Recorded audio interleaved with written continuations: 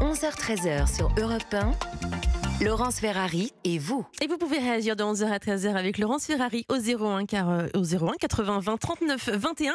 Laurence, vous revenez sur Olivier Véran qui met en garde contre le risque d'un basculement de la société suite à la mort de Thomas à Crépol. Effectivement, et on en parle avec les auditeurs d'Europe 1 qu'on va avoir en ligne dans quelques instants. La question qu'on se pose, c'est est-ce qu'il y a deux France qui sont prêtes à s'opposer ou pas. Une minute de silence sera faite cet après-midi à l'Assemblée nationale en mémoire de Thomas. Et on va écouter la réaction d'un habitant de Crépol. C'est la toute petite commune de la Drôme dans laquelle était Thomas au moment où il a trouvé la mort lors de ce bal il y a 10 jours. C'est un coup de gueule en fait d'André qui a été largement relayé sur les réseaux sociaux. Il dit voilà, il y en a marre, on comprend tout depuis longtemps, mais la prochaine fois, ils viendront avec des armes automatiques et non plus des couteaux. Écoutons sa colère. Honte au ministre qui défend depuis toujours tous ces gouvernements qui défendent la France des cités contre la France de Thomas, la France rurale, la France des gens qui élèvent leurs gosses comme il faut, qui les élèvent pas dans la haine. La haine de la France et des Français. Nous, on comprend tout depuis longtemps. Vous trouvez que sa visite s'est déplacée ? Ben non, mais sa visite, c'est juste le moment de le rencontrer et de lui faire sentir un peu, parce qu'ils sont trop dégonflés pour venir nous voir. J'aurais voulu dire que tout ça, c'est écrit depuis longtemps. On sait ce qui va arriver. Et les prochains, ce ne sera pas avec des couteaux qui viendront, ce sera à l'arme automatique. Il y a des gens qui, dans notre pays, qui sont arrivés depuis... En fait, la guerre d'Algérie, elle n'est pas finie. Elle est finie pour nous, Français, mais pas pour les Algériens, qui ont toujours inculqué cette haine de la France et des Français depuis 1962. Vous comprenez ça ? Voilà pour le coup de gueule d'André hier à Crépol. Olivier Véran, le porte-parole du gouvernement, s'est rendu sur place et a mis en garde contre un risque de basculement de notre société. On a en ligne Édouard. Bonjour Édouard. Est-ce que vous êtes d'accord avec cette vision que André a exprimée ? Est-ce qu'il y a une France des campagnes contre celle des quartiers selon vous ?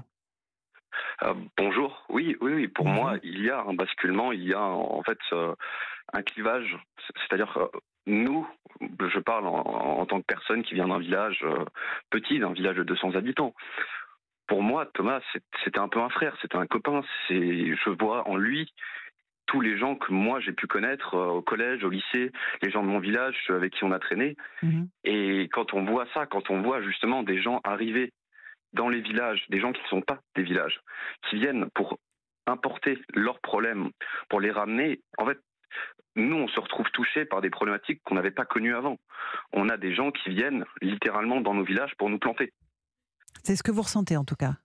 C'est ce que vous l'avez déjà vécu ça ou pas ? Vous avez déjà été agressé ? Alors, l'insécurité, je l'ai connue dans les villes quand je suis venu pour mes études. Mais dans mon village, les choses étaient tranquilles. Et c'est quelque chose qui commence aussi à changer, dans le sens on a eu un premier feu de poubelle. Alors ça paraît rien du tout, mais on est dans un village qui ne connaissait absolument pas ces problématiques avant. Et en fait, on se retrouve avec des choses qu'on n'a pas l'habitude de gérer, avec une exportation de la violence vers le monde rural. Donc, vous étudiez à Lyon, hein, c'est bien ça, et Oui. vous avez c'est pas un sentiment, vous savez que désormais cette violence s'importe, elle va jusque dans les zones rurales, c'est bien ça ? Ah oui, on a des gens qui comprennent que dans le monde rural, en fait, la police, pour venir, elle est à 30 minutes. C'est-à-dire la gendarmerie quand on est en ville, plutôt, la gendarmerie. Oui. Quand on est en ville, on appelle la police peut en théorie se déplacer assez rapidement sur les lieux. Dans nos villages, le temps qu'on appelle la gendarmerie et qu'ils arrivent, c'est 30-40 minutes. Vous avez le sentiment d'être abandonné par l'État ? Mais c'est pas un sentiment, c'est une réalité. On est abandonné. Dans mon village, on n'a pas de transport public. Ils ont même techniquement fermé la mairie. On n'a plus de poste. Et maintenant, on se retrouve avec les problèmes d'insécurité. Et on n'est pas armé pour faire face à ça. Bien sûr. Je comprends complètement votre réaction, Edouard. Restez avec nous. Votre témoignage est très intéressant. On est aussi avec Jacques Serret, journaliste politique à Europe 1. Bonjour Jacques. Bonjour Laurence, bonjour à tous. Il y a ce sentiment, et c'est pas qu'un sentiment, c'est vraiment cette réalité qui s'impose à tous. La délinquance a quitté les grandes villes pour se répandre dans les campagnes. Et il y a ce changement de ton du gouvernement. On l'a entendu hier avec Olivier Véran, hein, qui pourtant plutôt de gauche, de l'aile gauche de la Macronie, qui dit il y a un basculement de notre société. Ça veut dire quoi pour vous ? C'est qu'il y a le gouvernement mesure enfin, finalement, presque 8, 9, 10 jours après, l'émotion suscitée par ce drame, finalement. Et dans les mots d'André, le témoignage qu'on a pu entendre à l'instant, c'est finalement dit, nous on comprend tout, sous-entendu, les politiques ne comprennent pas ce que nous vivons. C'est un peu ça finalement. Et pourquoi tout simplement? C'est parce que dans les premiers jours qui ont suivi ce drame de Crépol, en tout cas les mots employés et les expressions employés par les membres du gouvernement étaient un peu en décalage finalement par rapport à l'émotion suscitée. Et justement, je vous propose d'écouter par exemple, c'était il y a moins d'une semaine, c'était mercredi au Sénat, les propos d'Elisabeth Borne interrogée sur ce drame de Crépol. Aujourd'hui, l'heure est à l'enquête et au recueillement. Comme vous, je le sais, monsieur le sénateur, je suis convaincu que ce moment appelle à la retenue et à la décence. Utiliser ce drame pour jouer sur les peurs, c'est manquer de dignité et de respect pour les victimes. Alors, Elisabeth Borne au Sénat, le même jour, il y avait le Conseil des ministres à l'Élysée et j'interrogeais justement Olivier Véran sur ce drame, sur l'émotion suscitée de ce qui s'était passé à Crépol et voici sa réponse il y a à peine une semaine. Je n'ai aucune velléité de rechercher la moindre explication. Est-ce que ça reflète ce qu'est devenue la société française aujourd'hui? Je suis peut-être un optimiste, mais je considère que notre société est plus solide que cela. Est-ce que vous constatez ou pas, comme Gérald Darmanin, une forme d'ensauvagement? Jamais, vous le savez, dans des débats sémantiques. Je vous dis les choses. Et ça prend plus qu'un mot pour pouvoir dire les choses. En tout cas, c'est la manière que j'ai d'exprimer ce que je ressens face à ça. Et là, aujourd'hui, un changement de ton radical et simplement pour le constater dans les mots. En tout cas, vous venez d'entendre Olivier Véran. Ce même Olivier Véran prenait la parole hier à Crépol. Et voilà ce qu'il disait après sa rencontre avec les victimes, avec ses habitants de Crépol. Au-delà de l'émotion et du deuil, nous devons regarder la réalité en face et avoir le courage de dire les choses. Nous le devons à Thomas, aux blessés, aux habitants et nous le devons à tous les Français. Nous sommes lucides face à cette violence insupportable, meurtrière, qui effraie autant qu'elle met en colère. Vous n'en pouvez plus de ces bandes violentes, nous non plus. Ce qui a coûté la vie à Thomas n'est ni un fait divers, ni une simple rixe en marge d'un bal de village. C'est un drame qui nous fait courir le risque d'un basculement de notre société si nous ne sommes pas à la hauteur. Alors, prise de conscience, trop tardive ou pas. En tout cas, voilà, aujourd'hui, les membres du gouvernement, l'exécutif, sort les rames un peu pour essayer de revenir et de montrer finalement que oui, ils comprennent ce qu'il se joue aujourd'hui dans nos campagnes. Et c'est pour ça qu'il y aura une minute de silence qui sera observée à l'Assemblée cet après-midi. Absolument, Jacques Serret. Qui était la semaine dernière demandée par les partis de droite et aujourd'hui demandée par Renaissance, le parti présidentiel. Comme quoi. Édouard est toujours en ligne avec nous, notre auditeur. Et Édouard, je crois que vous avez collé des affiches portant le visage de Thomas dans votre université, dans votre école. Elles ont été arrachées, c'est bien cela? Oui, justement, j'avais imprimé des affiches avec juste le visage de Thomas et d'autres avec uniquement marqué Crépol pour que les gens de mon école puissent se rendre compte de ce que c'était. Parce que beaucoup, en fait, n'en ont absolument rien à faire, ne suivent pas assez les infos. Et en fait, déjà à un moment où j'en placardais sur les murs, une fille est venue me voir pour m'accuser de récupération politique. Ce à quoi je lui ai fait remarquer que il y avait uniquement marqué Crépol, c'est-à-dire aucun autre slogan, aucun mot, uniquement des visages de Thomas. Et elle a quand même commencé à s'énerver. Ouais. Oui, pour elle, c'était insupportable. On a l'impression que nous n'avons pas le droit de pleurer nos morts, nous n'avons même pas le droit d'attirer l'attention dessus, alors que, en fait, pour les autres, il n'y a aucun problème. C'est-à-dire, ça vient d'une fille qui est membre d'un syndicat étudiant d'extrême gauche qui n'avait aucun mal à organiser des rassemblements pour la Palestine. Donc, eux ont le droit de pleurer leurs morts, et encore leurs morts. Et nous, par contre, pour quelqu'un qui pour nous est comme un frère, eh bien, nous, on n'a pas le droit. On n'a pas le droit d'avoir cette décence, sachant qu'il n'y avait aucun message politique. Il y avait uniquement marqué Crépol ou uniquement des visages de Thomas. Mais évidemment, c'est très symbolique ce que vous dites, c'est très important. Vous restez avec nous, Édouard, on fait une petite pause, on se retrouve dans un instant sur Europe 1, on sera encore avec Jacques Serret, on continue à évoquer cette France de l'après-Crépol, à tout de suite. Europe 1, 11h, 13h, Laurence Ferrari. Et vous? Et de 11h à 13h sur Europe 1, vous réagissez avec Laurence Ferrari à l'antenne et vous composez le 01 80 20 39 21, Laurence. Effectivement, Géraldine, on parle de cette colère qui monte du côté des Français qui ne supportent pas ce qui s'est passé après l'assassinat du jeune Thomas à Crépol. On va écouter le ministre de l'Intérieur, Gérald Darmanin. Il était l'invité ce matin de nos confrères de France Inter. Il estime, après notamment que certains militants d'ultra-droite aient défilé et à Romans-sur-Isère et à Rennes, il estime qu'on a évité un scénario de petite guerre civile. Écoutez les mots qu'il a employés. À Romans-sur-Isère, où 2 unités de force mobile avaient été mobilisées, des CRS, qui ont pu interpeller des militants d'extrême droite et qui ont été condamnés à des peines importantes. Et je pense que c'est important parce que la France a évité un scénario à l'irlandaise. La France, parce qu'elle a été ferme, a évité un scénario de petite guerre civile. Hier encore à Lyon, 9 interpellations ont eu lieu à ma demande par la préfète. Et je ne laisserai aucune milice, qu'elle soit d'extrême droite ou de n'importe quel courant radical, faire la loi à la place des procureurs de la République et des policiers et des gendarmes. Voilà pour Gérald Darmanin, qui a aussi annoncé ce matin qu'il allait demander la dissolution de 3 groupuscules d'ultra-droite après ces manifestations à Romans-sur-Isère. Les mots ont un sens quand même, Jacques Serret. Mini-guerre civile, c'est voilà, des mots que reprend le ministre de l'Intérieur dans sa bouche, c'est important. Oui, mais Gérald Darmanin, en tout cas, manie souvent des mots forts. Il parlait d'ensauvagement. En tout cas, c'était le seul membre du gouvernement la semaine dernière à parler d'ensauvagement au sujet de Crépol, en termes qui n'étaient pas repris par des collègues comme Olivier Véran à ce moment-là. Lui, il a tendance à employer plutôt facilement des mots forts pour marquer les esprits. Et il est totalement dans son rôle, un peu en marquant le point sur ce risque de mini-guerre civile, pour rappeler que force est la loi et que peu importe de quel côté on se place de l'échiquier politique, il faut tout simplement, il y a des règles, des lois à respecter, et ce ne sont pas à des bandes de régler leur compte dans les rues et en allant régler tout simplement le compte aux agresseurs du jeune Thomas. Évidemment. Ou aux agresseurs présumés, supposés ou inventés. Édouard est en ligne toujours. Vous êtes étudiant à Sciences Po à Lyon. Ça vous a frappé, c'était vraiment très intéressant dans ce que vous nous disiez il y a quelques instants. Les étudiants de Sciences Po, de la plupart des universités, sont extrêmement politisés. On est d'accord ? Oui, bien sûr. Lors des élections présidentielles de 2022, l'association de débat avait fait un sondage pour savoir le vote des étudiants et on était sur 72%, Mélenchon au premier tour. 72. D'accord. Donc c'est assez limpide comme fracture, en tout cas comme clivage, on va dire. Ah oui, bien sûr. Et en fait, on est avec certains disent que c'est une minorité d'extrême gauche, mais non, c'est une majorité d'extrême gauche dans les universités qui impose sa loi, qui essaie de nous imposer au silence. J'ai déjà reçu des menaces de mort pour avoir exprimé mes opinions politiques. Et en fait, on a une administration qui est plus ou moins passive, qui laisse faire.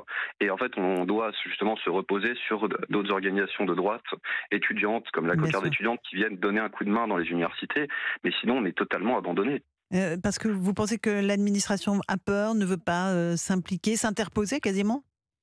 Ah mais ils sont terrifiés, dans le sens on avait déjà demandé l'installation de caméras de vidéosurveillance pour éviter les tags et des dégradations sur l'établissement, parce que certains des tags sont des menaces de mort à notre rencontre. Et en fait, l'administration avait plus ou moins répondu qu'ils avaient peur que les caméras se fassent dégrader par l'extrême gauche. Mais on est dans une folie, c'est-à-dire que on n'agit pas par peur que ceux contre qui on devrait agir vont agir encore plus. Et à ce moment-là, on laisse tout faire. Ok, j'entends votre témoignage. Merci beaucoup, Édouard, de nous avoir appelé de Lyon. Jacques Serret, c'est un vrai problème qui va continuer à se poser pour le gouvernement français. On va voir s'il y a des annonces qui vont continuer à succéder dans les prochains jours, pas seulement de la part du ministre de l'Intérieur. On attend aussi peut-être aussi le ministre de la Justice, Éric Dupond-Moretti. Oui, parce que les peines qui seront prononcées contre ces agresseurs meurtriers présumés du jeune Thomas seront évidemment scrutées et il y aura évidemment beaucoup de pression, d'attention médiatique sur ce qui va être décidé. Et puis, alors après, évidemment, sur est-ce que ça a un effet, c'est l'autre question. Et là, le discours de la maire de Romans-sur-Isère est très intéressant sur ce point. Marie-Hélène Toraval. Marie-Hélène Toraval qui explique peut-être à juste titre que peu importe les sanctions, finalement, il s'agit aussi de jeunes où finalement il n'y a pas forcément de... je ne sais plus exactement son terme, mais finalement, peu importe les sanctions prononcées, est-ce que ça changera quelque chose dans leur parcours de vie ?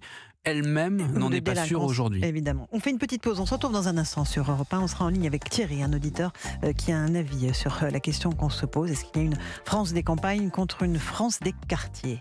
Laurence Ferrari est avec vous de 11h à 13h sur Europe 1. À tout de suite. Laurence Ferrari et vous. 01 80 20 39 21. Laurence Ferrari et vous sur Europe 1. Et de 11h à 13h, vous réagissez au 01 80 20 39 21. Laurence, il y a aussi la page Facebook qui existe. Évidemment, monsieur Bobo qui est de retour dans le studio. Bonjour Olivier, ça va, vous allez bien Laurence ? Très bien. Bon, parfait. Allez, Petit point sur nos réseaux sociaux. On a Sandra qui nous écrit: les Français ont compris depuis longtemps ce qui se passait. Ils n'ont pas attendu Monsieur Véran. Didier nous dit: pour éviter un basculement, le gouvernement doit réagir rapidement. Et on finit avec Motor: on ne veut pas voir la vérité et c'est bientôt trop tard. Voilà. Nos auditeurs qui nous écrivent sur la page Facebook de l'émission qui sont assez unanimes. C'est le cas aussi de Thierry. Bonjour Thierry.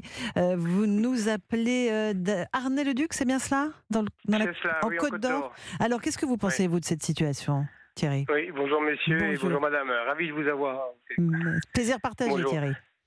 Voilà, je vous remercie de me donner la parole. Oui, moi je suis à la campagne, donc je fréquente les gens de la campagne. J'étais en ville avant, et je suis revenu dans mon village natal.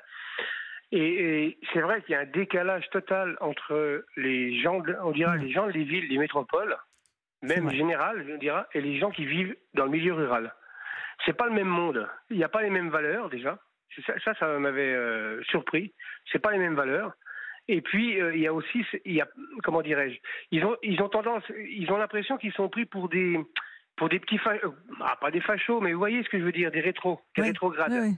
Et les gens, les dirigeants de divers gouvernements, je pense qu'ils ont l'impression d'être pris par-dessus la jambe. Alors qu'en fin de compte, ce sont des gens qui sont extrêmement tolérants, qui aiment leur pays, qui aiment la France, qui ont encore le sens de la patrie, sans être d'extrême, sans être forcément intolérants. Moi, je n'entends pas de discours vulgaires par rapport à certains ou d'autres. Vous voyez ce que je veux dire? Oui, je comprends. Mais ils ne supportent plus. Et je pense que le coup de Thomas, et puis il y a eu Enzo, il y a eu d'autres, ils ne supportent plus cet aveuglement de ceux qui nous dirigent, qui ne veulent pas voir ce qui se passe. Et qui en fin de compte, on met le drap dessus, quoi. On dit, parce que je pense qu'il y a une crainte, et cette crainte-là, le gouvernement ferait bien de faire attention, parce qu'à un moment donné, vous savez, l'histoire de la France, quand il y a eu des révolutions, c'était très, très sanglant. Oui, et le Français met très longtemps à réagir, mais quand il réagit, c'est terrible. Mais je suis d'accord avec vous, Thierry, parce qu'il n'y a pas seulement la France des campagnes contre celle des quartiers, c'est aussi la France d'en haut qui méprise la France d'en bas. Et ça, je trouve que c'est extrêmement clair, qu'il y a des élites qui sont complètement déconnectées de la vie réelle, de ce qu'on vit dans les petites villes, dans les villages, et qui ne comprennent pas effectivement que, il y a des choses qui se passent et qui méprisent un tout petit peu les gens qui habitent dans les petites villes comme la vôtre. C'est un peu votre sentiment, c'est ça, Thierry? C'est ça, oui. Et puis, vous savez, leur réflexion, parce qu'ils sont ils aiment bien leur église, ils aiment bien leurs monuments, ils ont encore un sens, mais ils sont dans la modernité aussi. Vous en faites pas, ils savent, ils ont Internet, ils savent. Ah oui. Ils savent ce qui se passe, ils voient. Ils sont dans la modernité. Vous savez, la réflexion qu'ils ont eue après l'histoire du petit Thomas, tiens, c'est bizarre, on n'entend pas Mbappé. Vous voyez? Il n'a pas fait le truc, là. Oui, ils sont pas fous, ils savent. Et ça, c'est terrible. Et ça, c'est une erreur. C'est une grave erreur. Je pense qu'ils ont tort de réagir comme ça. Pas les gens de la campagne, mais les gens d'en face. Monsieur Véran, hier, la personne qui l'interpellait, bon, d'accord, il l'interpellait en disant, voilà, ok, mais moi j'aurais été lui, je me serais déplacé.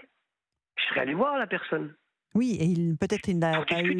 Oui, peut-être il n'a pas entendu, je ne sais pas, effectivement. Il aurait dû y aller. Mais ils ont peur. Mais vous n'avez pas tort. Oui, je crois que vous n'avez pas tort sur le fond, Thierry. Merci beaucoup de votre appel. C'est moi qui vous remercie. Plein de bon sens. Et bonne journée à vous. Et puis bonne journée à Arnay-le-Duc en Côte d'Or. On a aussi Chantal, je crois, en ligne. Bonjour Chantal.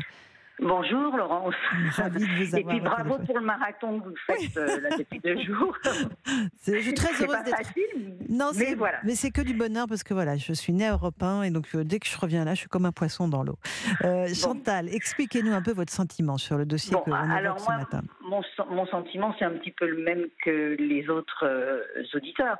Monsieur Véran est allé hier, il a réalisé que peut-être il y avait un problème qui se posait et qu'il fallait prendre des mesures. Bon, alors on va faire 1 minute de silence à l'Assemblée, on va allumer des bougies et puis on va attendre que ça recommence. Non, il faut que la justice soit maintenant juste, qu'elle prenne des mesures tout de suite quand des problèmes se posent, quand il y a des attentats, j'appelle ça des attentats parce que c'est un attentat, quand des gens sont tués par des voyous, si on peut dire ça comme ça, et ne plus attendre, parce que maintenant ça va se reproduire toutes les 5 minutes, et que on peut pas tolérer ça, parce que les Français vont pas pouvoir le supporter. C'est qu'il faut que la réponse de la justice soit non seulement forte, mais rapide. C'est surtout ça le problème. C'est le décalage.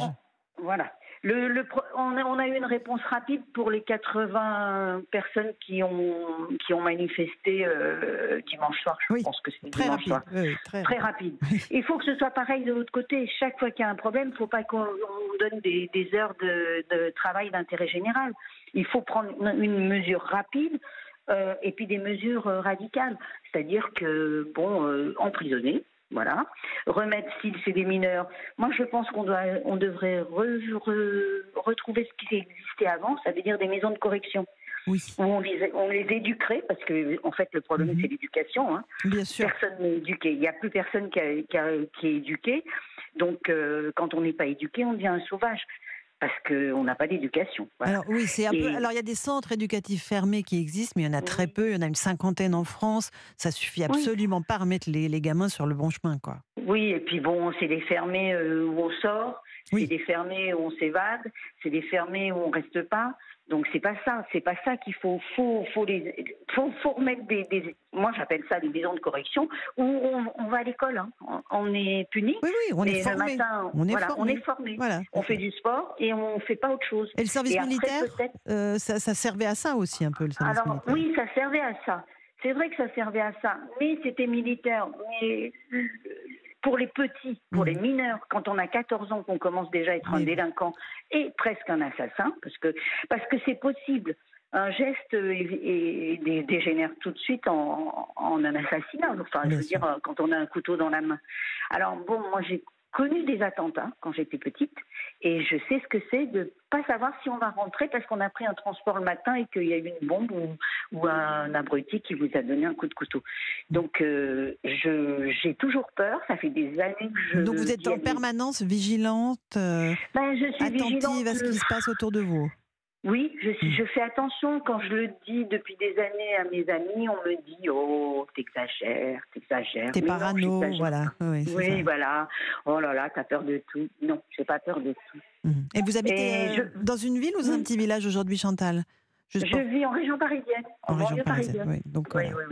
Et l'été, je suis dans un petit village, parce que j'ai une maison en Charente-Maritime, mais je peux vous dire que j'ai peur, parce que quand on nous dit qu'on va essayer de répartir la population qui pose des problèmes dans les campagnes, là, ça me pose un vrai problème. Bon. Parce que je me dis, ici, dans le Val d'Oise, la population, quand je suis arrivée dans le Val d'Oise, ça fait des années, je suis vieille. Vous n'avez pas la voix du tout d'une grand-mère. Oui, mais je suis très très vieille. Bon. En tout cas, j'ai été très heureuse de parler avec vous ce matin, Chantal. Et moi aussi. Et puis merci pour votre remplacement très efficace, aussi bien à la télé qu'à la radio. C'est gentil. Voilà. Puis on embrasse notre Pascal Praud quand même, parce qu'on a hâte qu'il revienne. On l'embrasse. Voilà, on l'embrasse fort. Merci Chantal. Voilà. Je me tourne encore un instant. Bonne journée Chantal. Vers Jacques Serret, ce qui émane vraiment de nombreux témoignages, c'est la réponse de la justice. La rapidité de la réponse de la justice et puis la fermeté de la réponse de la justice. Ça, c'est vraiment des chantiers ouverts pour le gouvernement. C'est évidemment la réponse attendue et sur un point également qu'on n'a pas abordé, c'est sur la notion de racisme dans cet acte de Crépol. Et aujourd'hui, c'est un point essentiel qui est demandé par les victimes, par la famille de Thomas également, sur le fait que ce soit reconnu, que cette notion-là apparaisse. Elle apparaît aujourd'hui dans les communiqués de presse du procureur, mais ça n'est pas mentionné dans l'enquête. Jacques Serret du service politique d'Europe 1. Une petite pause, on se retrouve dans un instant. Oui, avec les infos d'Émilie Dez à midi. Vous écoutez Laurence Ferrari de 11h à 13h sur Europe 1 et vous témoignez en composant ce numéro. Laurence Ferrari et vous. 01 80 20 39 21.